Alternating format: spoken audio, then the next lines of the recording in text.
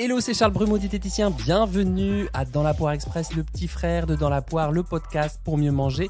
Merci à toutes et à tous qui soutenaient Dans la Poire, le premier podcast francophone sur la nutrition et la psychonutrition. Mon ambition, c'est de créer la sonothèque la plus complète possible sur votre rapport à la nourriture. Alors, format un peu spécial pour un Dans la Poire Express, je reçois une invitée, Pauline Nérol, qui est naturopathe, autrice du livre Naturo mais pas trop aux éditions Talent, blogueuse sur vivrelsi.fr, mais également créatrice de contenu sur le compte de Pauline Nérol. Pauline, c'est la première fois que tu interviens sur le podcast. Salut Pauline. Salut Charles, merci de me recevoir. Je te reçois aujourd'hui parce que tu sors une formation spéciale troubles digestifs. Je crois que c'est aujourd'hui, le jour de sortie. Et on a décidé de se focus sur le RGO, le reflux gastrique œsophagien. Déjà, peut-être on va différencier les troubles digestifs des maladies digestives, Pauline. Exactement. Charles, ça me fait bizarre de t'appeler Charles, je peux t'appeler Charlie ? Ouais. Ok. Alors, les troubles digestifs, ils vont faire référence plutôt à des problèmes un peu ponctuels liés au mode de vie, liés à du stress, liés aux piliers de santé, comme on appelle ça en naturopathie. Et donc, ils sont en général assez facilement corrigeables, on va dire. Les maladies, elles vont faire référence vraiment à des troubles plus graves qui vont... Enfin, moi, dans ces cas-là, je renvoie toujours vers la médecine, plutôt. Tu vois, c'est pas des choses qui vont être liées vraiment à des comportements alimentaires ou à du stress ou à l'hygiène de vie, en fait. Les maladies digestives, c'est quoi déjà? Donc, c'est Crohn, RCH, rectocolite hémorragique. Mais même dans les RGO, t'en as aussi. C'est juste qu'il y en a qui sont corrigeables par l'hygiène de vie. Et d'autres, c'est vraiment au niveau fonctionnel du système digestif. Et là, c'est pour le coup, moi, je n'interviens pas en naturopathie là-dessus. Ok, donc les troubles digestifs, c'est plutôt ponctuel et réversible en fonction des habitudes alimentaires et d'hygiène de vie, de certaines pratiques, quoi, c'est ça? C'est très bien résumé, tout à fait. Ok, d'accord. Alors, le RGO, qu'est-ce que c'est? Qu'est-ce qui se passe concrètement? Comment ça se manifeste? Le RGO, le reflux gastro-œsophagien, en fait, c'est tout simplement quand une partie du bol alimentaire va remonter sur l'œsophage. C'est lié du coup au sphincter de l'œsophage qui ne se ferme pas bien, qui se réouvre, et donc il y a ce bol alimentaire qui remonte. Alors juste le bol alimentaire, c'est vos aliments qui deviennent le bol alimentaire une fois qu'ils sont dans l'estomac. Et quand elles partent du sphincter, c'est en fait la partie entre l'œsophage. Donc en fait, vous avez votre tube digestif qui commence par la bouche, parce que la bouche fait partie du tube digestif. On mâche les aliments, ils passent dans l'œsophage, ils restent entre 4 et 8 secondes dans l'œsophage, puis après ils descendent dans l'estomac, et entre les deux, il y a un petit sphincter, et parfois il arrive que une partie du bol alimentaire remonte vers la fin de l'œsophage, quoi. Dans l'ordre, c'est bouche, œsophage, estomac, et là ça remonte un petit peu entre estomac et œsophage. Et les symptômes, alors, tu me disais? Alors au niveau des symptômes, la plupart du temps, c'est des gens qui vont avoir des sensations de brûlure dans l'estomac, d'avoir la poitrine qui chauffe. Il peut y avoir aussi des sensations de maux de gorge, par exemple, des sensations de régurgitation, d'avoir du liquide dans l'arrière de la gorge. Un des symptômes, moi, qui m'alerte aussi pas mal en consultation, c'est les gens qui ont des angines chroniques. Donc justement, je te parlais de maux de gorge, mais c'est vrai que souvent, ils me disent j'ai tout le temps mal à la gorge, j'ai tout le temps des angines. Et en fait, dès que tu creuses un peu, tu vois que c'est associé à des brûlures d'estomac, cette sensation de poitrine qui chauffe, de douleur un peu dans la cage thoracique. Voilà, ça, c'est les symptômes les plus courants. Est-ce qu'on a réussi à identifier les causes du reflux gastrique œsophagien qui sont liées à nos habitudes, à notre mode de vie? Alors, tout à fait. Souvent, on parle de stress. Je pense qu'il y a une partie effectivement de stress, et moi, j'aime bien travailler là-dessus en naturopathie. Je m'intéresse aussi pas mal à la symbolique des mots. Donc, en général, l'œsophage, c'est tout ce qui n'est pas digéré quand on sent qu'il y a une injustice dans sa vie. Il y a quelque chose qui vient nous perturber au niveau de la digestion, c'est qu'on n'accepte pas une situation dans notre quotidien. Ça, c'est pour la symbolique un petit peu. Ça me fait toujours sourire de parler de ça de manière vraiment plus concrète. Et voilà, plus terre à terre, ça va être la digestion qui se fait mal. Donc la première étape que j'observe et qui se fait mal, c'est le fait de mâcher, de prendre le temps à table, d'ensaliver.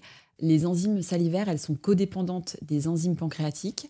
Et du coup, quand on ne prend pas le temps à table de mâcher et d'ensaliver, on a une partie des aliments qui n'est pas prédigérée et qui rejoint directement l'estomac et donc le bol alimentaire, donc tous les aliments qui sont déjà prédigérés, sans être, eux, préalablement ensalivés. Et déjà, cette première étape-là, quand elle se fait mal, on a plus facilement des gens qui vont être sujets au RGO derrière.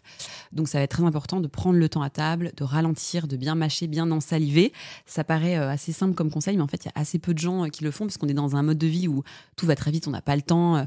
Moi, tu vois, je vois beaucoup d'infirmières en consultation, des femmes qui ont du coup très très peu de temps pour manger, qui mangent en 10 minutes, qui sont coupées tout le temps et qui ont très fréquemment des problèmes de RGO parce qu'elles ne mâchent pas, qu'elles n'ensalivent pas, qu'elles n'ont pas le temps pour manger. Ça, c'est la première cause. Une deuxième cause que j'observe aussi beaucoup, c'est la suralimentation.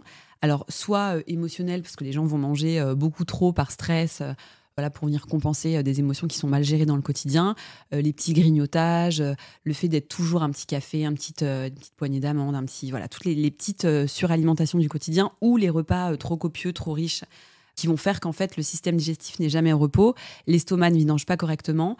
Et là aussi, dans ces cas-là de suralimentation, on observe des RGO derrière.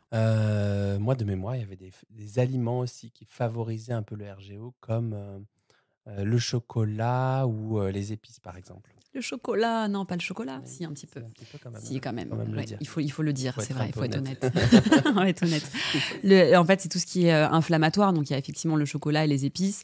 Il y a les matières grasses de mauvaise qualité, l'alcool, le café, le thé noir, le tabac, tout ce qui est inflammatoire. Donc, effectivement, c'est pas forcément à interdire complètement, mais en tout cas à limiter pour éviter d'avoir les RGO derrière. Le thé noir, c'est inflammatoire? Ah, ouais. Merde.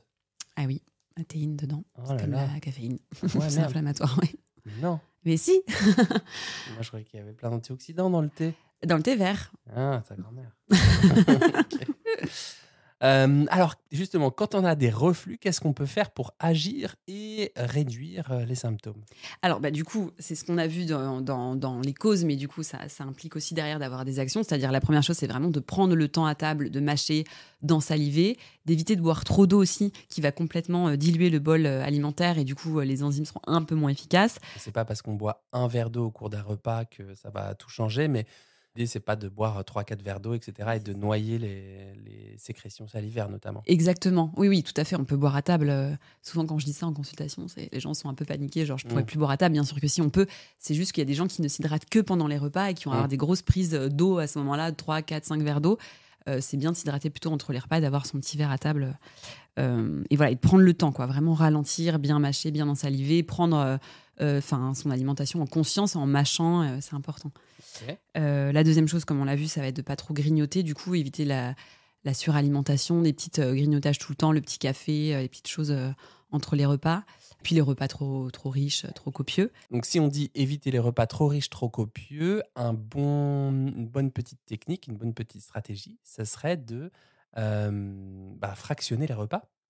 Éventuellement, en faire peut-être un peu plus de repas, mais pas des gros repas. Du coup, oui, ça alors un peu plus de repas, mais pas des gros repas, pourquoi pas, mais il ne faut pas non plus que ça devienne un repas tous les 2 heures, parce que sinon ton système digestif, il est jamais... Ouais, c'est ça. Ton système digestif, il faut quand même le mettre au repos. Ça, c'est vraiment important pour qu'il ait le temps de travailler, de se reposer, de vidanger correctement. Donc, pourquoi pas faire des vraies collations dans ces cas-là. Comme ça, il y a une vraie prise alimentaire et pas des grignotages toutes les 1 heure ou 2 heures. Mais effectivement, oui, pourquoi pas faire des vraies collations et ne pas grignoter entre les repas. Quelles sont les plantes qui peuvent aider à soulager certains symptômes? Moi, j'aime beaucoup l'aloe vera, qui va faire vraiment comme un pansement au niveau des muqueuses de l'estomac. C'est un pansement gastrique naturel.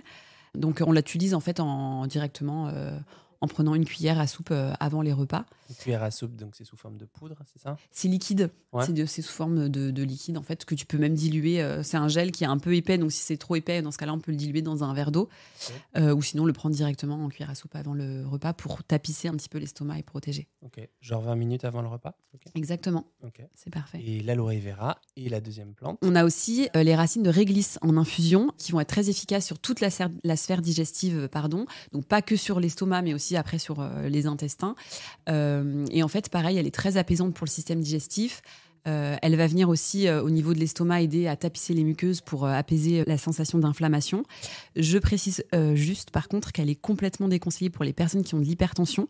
Donc voilà, petite alerte là-dessus. Et en cas de réaction à l'histamine aussi, il ne faudra pas en prendre. Et du coup, quand tu dis infusion, c'est ça? Comment ça se fait? C'est des racines de réglisse qu'on trouve en général en magasin bio en vrac et qu'on va faire infuser comme une petite tisane classique pendant 2-3 minutes avec de l'eau bouillante. On enlève les racines et on boit cette eau-là. Ok, donc on fait bouillir de l'eau et ensuite on met la racine dedans. Exactement. Pas une décoction. Non. Merci Pauline, c'était très clair. Je rappelle qu'on peut trouver ta formation en ligne spéciale troubles digestifs depuis ton site vivrelsi.fr. Est-ce que tu as quelque chose à rajouter? Oui, donc tout à fait. J'ai ma formation qui vient de sortir sur comment en finir rapidement et simplement avec les troubles digestifs. Elle est en ligne sur Podia et également accessible via mon site, comme tu l'as dit. Et donc, on va parler sur cette formation de tous les troubles digestifs, pas uniquement des RGO, mais aussi tous les problèmes plus intestinaux, ballonnements, problèmes de transit et tout l'inconfort que ça peut lier au quotidien. Et essayer de trouver des moyens naturels avec la naturopathie pour sortir de tous ces troubles qui sont vraiment très contraignants au quotidien. Ça roule, merci beaucoup. Quant à vous, je vous dis bon appétit de vivre et à très vite pour un nouvel épisode de Dans la poire.